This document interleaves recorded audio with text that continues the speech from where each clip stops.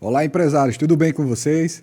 Hoje estamos recebendo aqui na nossa Polo de Mídia a advogada Guadalupe Medeiros, especialista em previdenciarista. Não é isso aí? Falei Isso. certo? Fala sim. Show. Fala um pouco aí, e entre outros assuntos, certo, pessoal? Ela vem aqui esclarecer muitas dúvidas, né? Muitos temores que tem, muitos questionamentos que o pessoal faz. Então, trouxemos aqui um especialista e eu queria que ela se apresentasse agora. Olá, Cleiton. Obrigada, né, pelo convite de estar aqui hoje.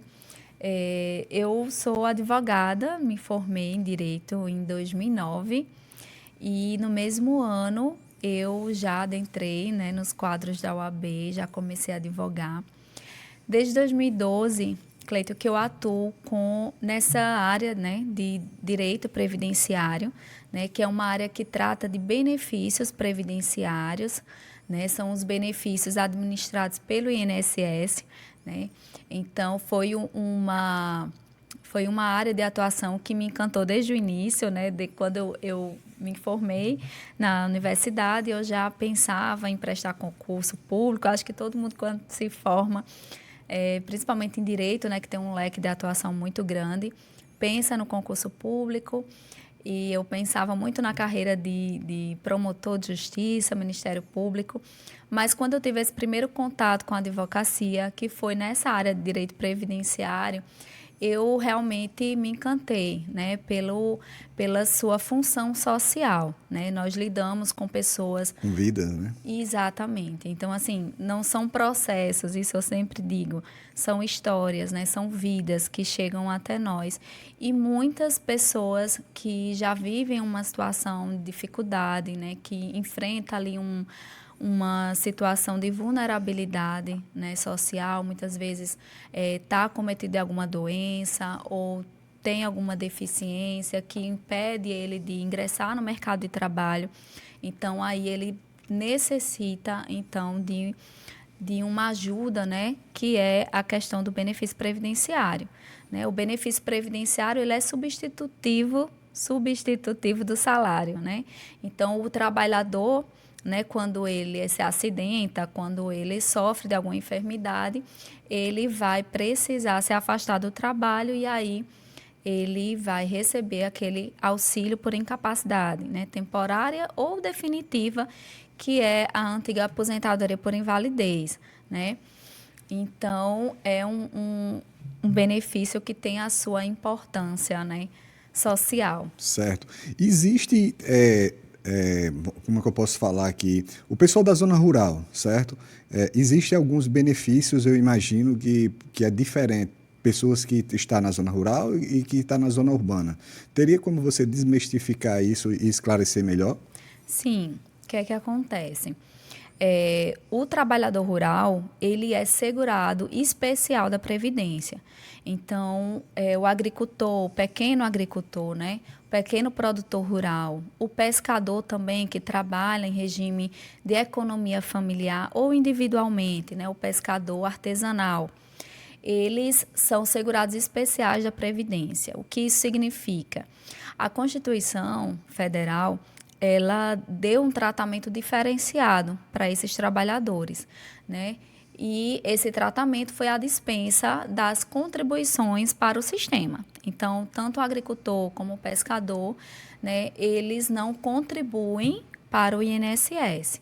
E o que é que eles precisam fazer? São as únicas duas exceções que tem para não contribuir no INSS e ser contemplado com a aposentadoria, é isso? Sim, dos segurados, né, da Previdência, é o único que não contribui para o INSS, né? Ele precisa comprovar aquela atividade para poder ter acesso aos benefícios do INSS, ter acesso aos benefícios E previdenciários. como seria essa comprovação? São fotos, é algum documento, é algum pagamento? O que é que constitui, que mostra que realmente ele estava exercendo aquela profissão?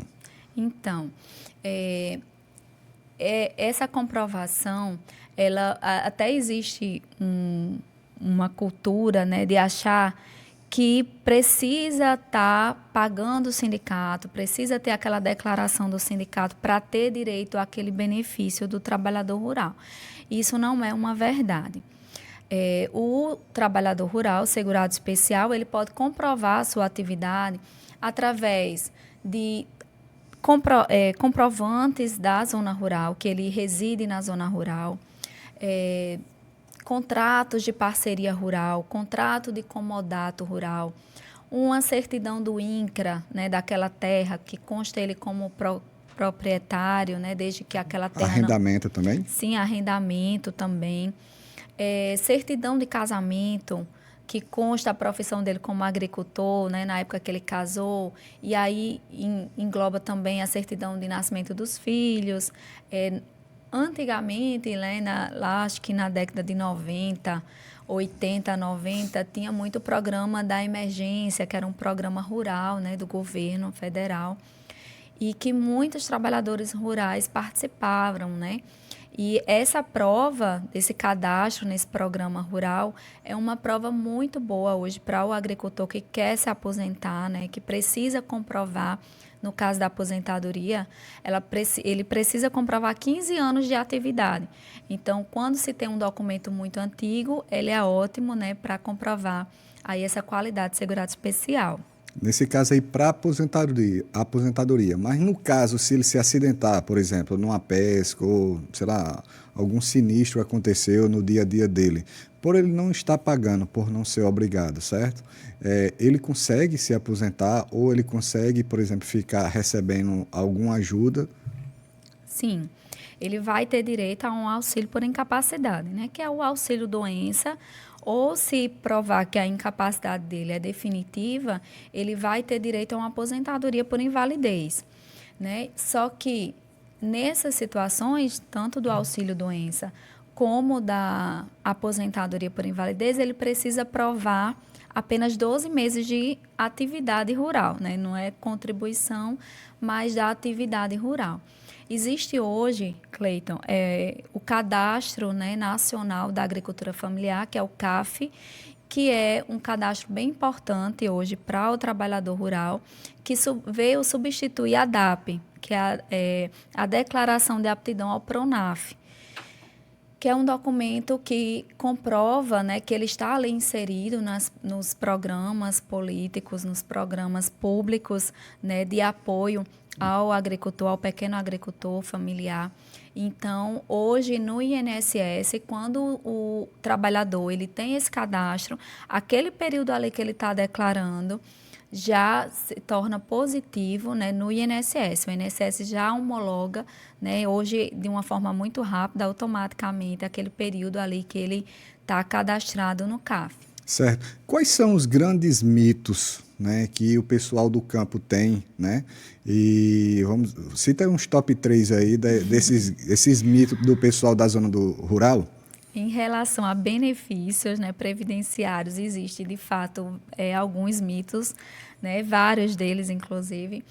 Um dos grandes mitos, né, que envolve benefícios previdenciários é aquela pessoa que recebe uma pensão por morte, né, e acha que é impossibilitado de casar novamente, senão ele vai perder aquela pensão, né? Então, assim, é um grande mito. O beneficiário de uma pensão por morte, no caso de um companheiro ou do seu esposo, né, que veio a óbito, que veio a falecer, ele pode sim casar novamente, ele não vai perder a pensão. Na verdade, o que acontece é que, caso o seu novo companheiro, o seu novo esposo venha a falecer, ele não vai poder acumular as duas pensões.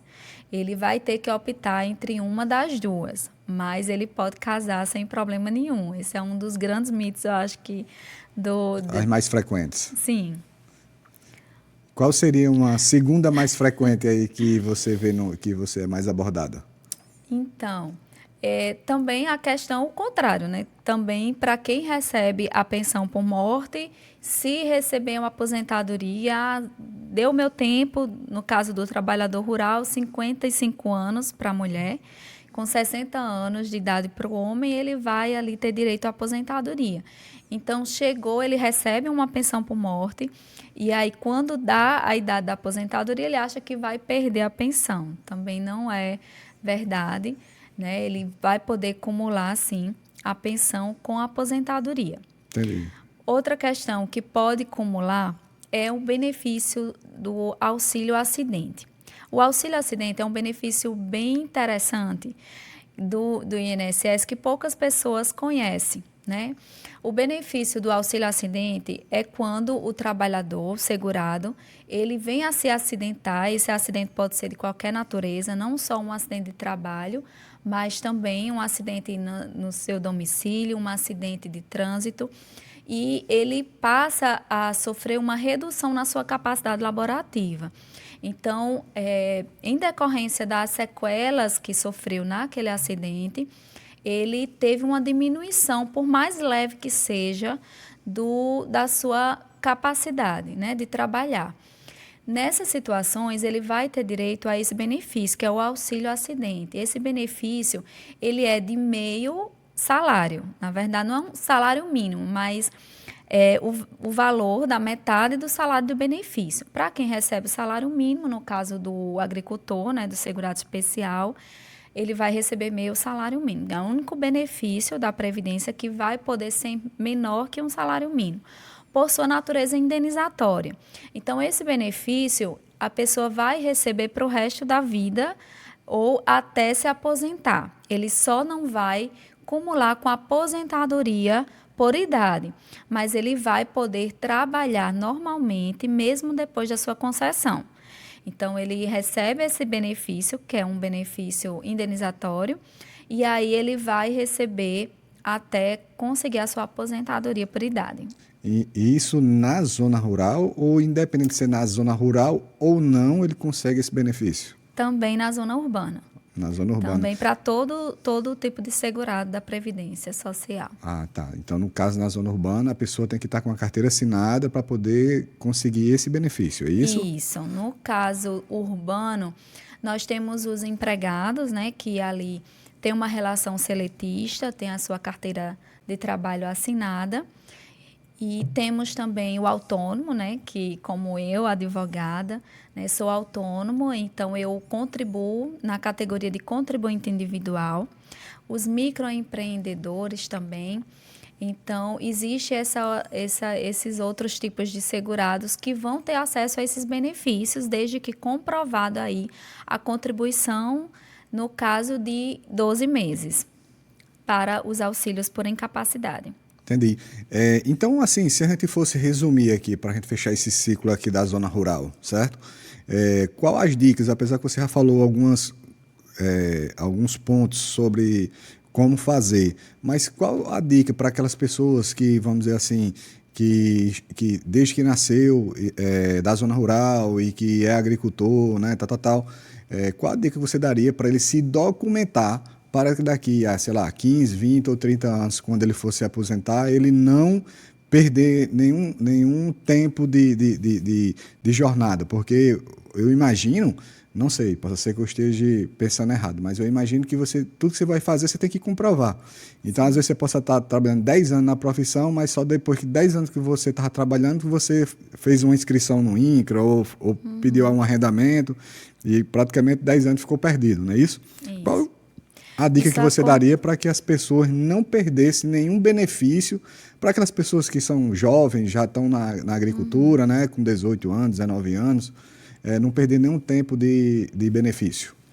Isso geralmente acontece muito, né, das pessoas, principalmente por ser uma pessoa que não tem, às vezes, muito conhecimento, informação, então não liga muito de estar se munindo ali de documentos para comprovar a sua atividade. E aí, quando chega perto da aposentadoria, né, quando está na idade, é que busca realmente um sindicato para buscar informação. Como eu falei antes, que tem a questão...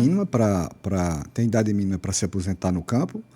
Sim. Quantos anos? A idade é 55 anos, mulher, e 60 anos, homem.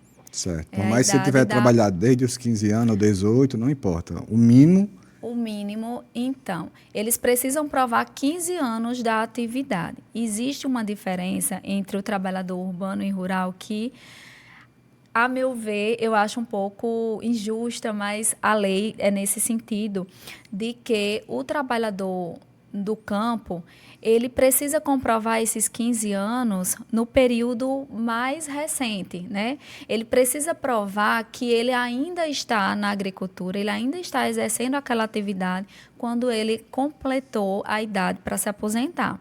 Né? Diferente do trabalhador urbano. O trabalhador urbano, ele pode contribuir 15 anos da vida dele e simplesmente não querer trabalhar mais, se afastar e dizer não vou mais contribuir. Quando completar a idade, ele vai ter direito a se aposentar, comprovando que houve aquela contribuição de 15 anos. Já o trabalhador do campo, infelizmente, não é assim. Ele precisa provar que ele ainda está em exercício quando da sua idade, né? Quando implementou as condições para ter direito a essa aposentadoria, embora que não é os 15 últimos anos. Ele pode, sim, comprovar de período mais remoto, né? Mas ele precisa provar também que ele ainda está exercendo a agricultura. Entendi, bacana. E trazendo agora um pouco para a zona urbana, né, para as empresas, né, especificamente, qual a dica que você daria, certo, para aquelas pessoas que têm um familiar doente e que, por exemplo, eu vejo muito mães que têm filhos com necessidades especiais e que têm direito a benefícios, mas por não conhecer vamos dizer assim, dos direitos, muitas das vezes a pessoa perde ou deixa de receber esse benefício. Eu queria que se você pudesse contribuir um pouco sobre essas informações e esclarecer um pouco para essas mães e até pais, né? Sim. Só antes de falar isso, a questão da dica, né, que eu trago, da sugestão, falar também um pouco, como você falou, das pessoas, de crianças que têm direito a benefícios. Então, além dos benefícios previdenciários, que são os benefícios para quem contribui, né, para que existe ali uma relação de trabalho, também existe no nosso sistema, né, de Seguridade Social a assistência social. Então, são benefícios voltados para as pessoas que não têm condições ou para crianças, né, que ainda não se inseriram no mercado de trabalho, mas têm uma deficiência. Então, hoje existe o benefício assistencial, tanto para o deficiente, como também voltado para o idoso maior de 65 anos de idade. Então, esse benefício, ele não precisa comprovar, né, ele não requer a contribuição para o INSS, ele vai apenas exigir a comprovação do deficiente, a questão do impedimento de longo prazo, e do idoso, a idade maior de 65 anos, e a questão da renda, né, que é o requisito. É preciso que essas pessoas vivam numa situação de vulnerabilidade social. Né? A lei ela traz um parâmetro para definir quem está em situação de vulnerabilidade. E esse parâmetro é de 1/4 do salário mínimo, é a renda mensal daquela família, por pessoa. Então, assim, em uma casa, acho que ficou até um pouco confuso, mas em uma família, uma família de 4 pessoas, um salário mínimo. Então, esse requisito aí da renda que deve ser preenchido, certo? Para se inserir nesse benefício, né, assistencial. Lembrando que esse parâmetro é o parâmetro legal, né, vigente hoje. O INSS segue esse parâmetro, porém, judicialmente, esse parâmetro ele é flexibilizado, certo? Os juízes eles vão fazer uma análise de cada caso concreto, de cada família, para ver quais as despesas daquela família, qual a renda daquela família, quais as necessidades que elas têm em relação a medicamentos, a consultas. Então, vai ser feita essa análise, né, na justiça, é feita através também de uma assistente social que visita as residências, né, desses pretensos beneficiários, para dizer se aquela família ali vive aquela situação, né, de miserabilidade para ter acesso a esses benefícios. Uma outra dúvida que eu tenho. Neste caso, vamos pensar na seguinte reflexão. Sei lá, a pessoa é uma criança de 10 anos que tem o direito, certo? E a mãe deu entrada. para esse auxílio, ele recebe retroativo os benefícios que estavam pendentes para ser recebido e nunca foi recebido pelo fato dela nunca ter dado entrada? Ou é só da data que ela deu entrada para frente que ela recebe esse benefício? Isso.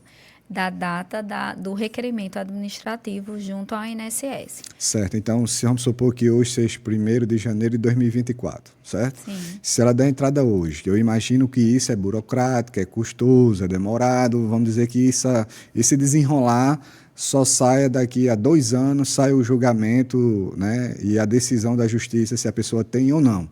Aí a pergunta que eu faço é, se a gente estava em 2024 e passou 2 anos em 2026, sim, ela começa a receber esse benefício a partir da aprovação de 2026 ou ela recebe já esses 2 últimos anos retroativos da data da entrada? Sim, geralmente ela vai receber desde a data do requerimento, que no caso seria janeiro de 2024.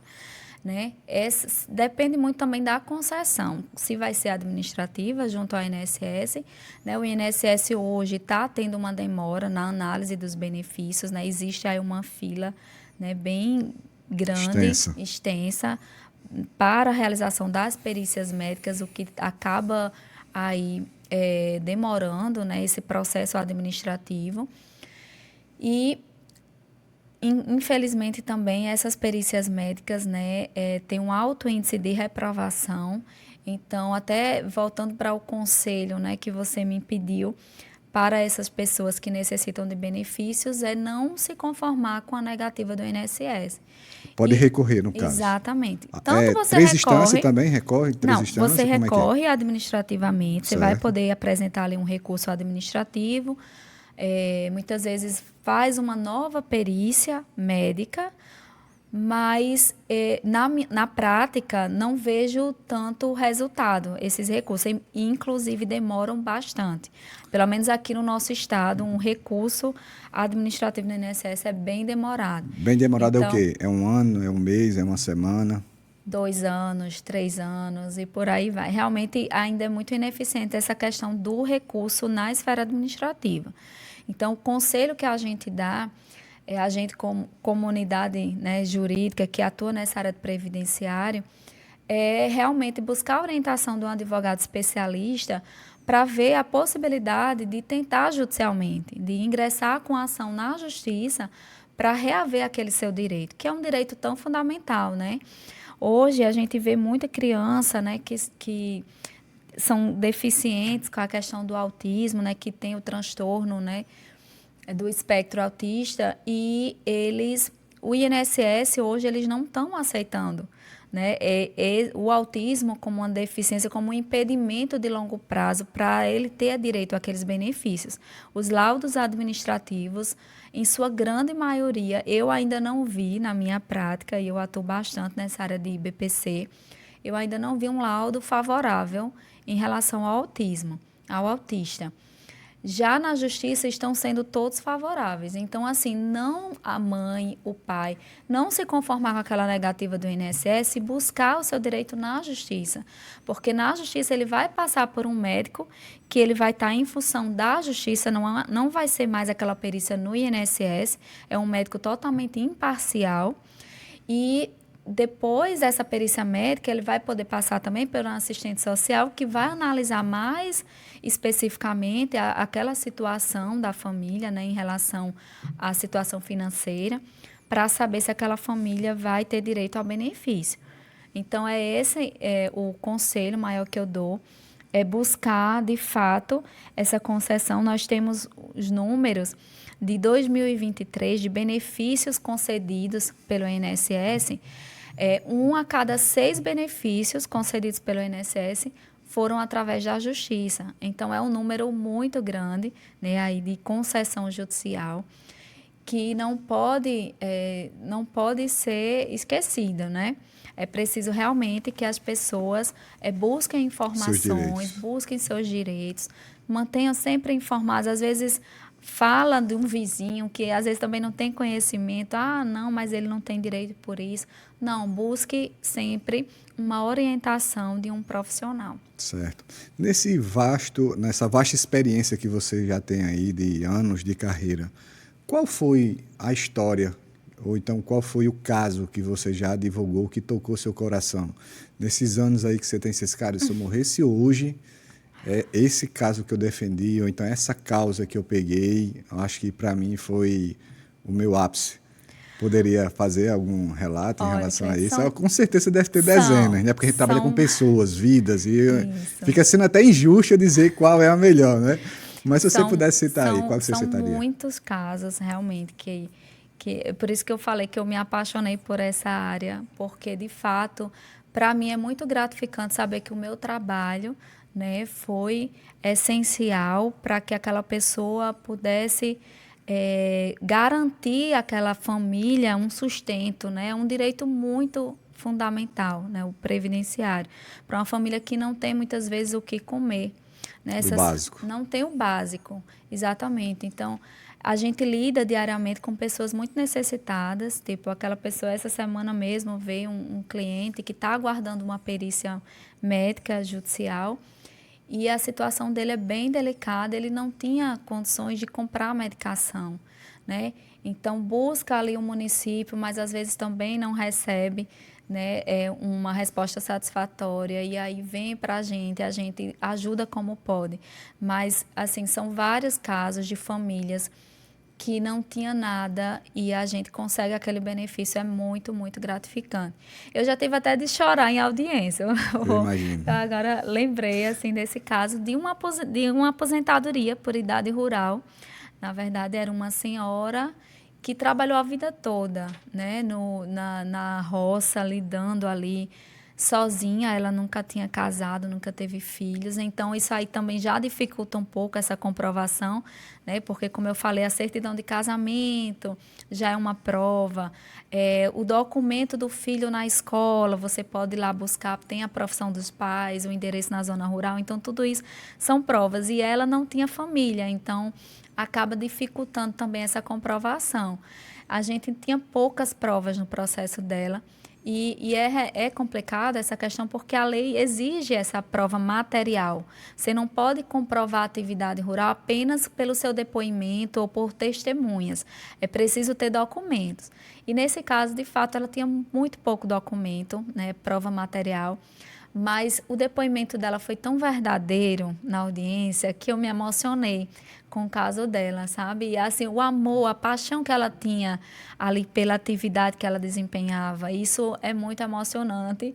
Eu estava gestante também nessa época, eu acho que estava muito sensível, mas me emocionei com o caso dessa senhorinha. E ganhou. Ganhou a audiência, inclusive o benefício foi concedido na própria audiência, o juiz fez questão de sentenciar e dizer para ela que ela estava aposentada, e por isso que foi muito emocionante, ela agradeceu, assim, enfim, foi realmente, e a gente lida muito com isso, né, no nosso dia a dia, por isso que eu sou muito realizada com o meu trabalho, porque de fato eu desempenho ele com muito amor. E quem faz o que gosta não trabalha, né? Se diverte. Verdade, é verdade. Guadalupe, eu fico muito honrado em recebê-la, muito grato por você ter aceito o convite.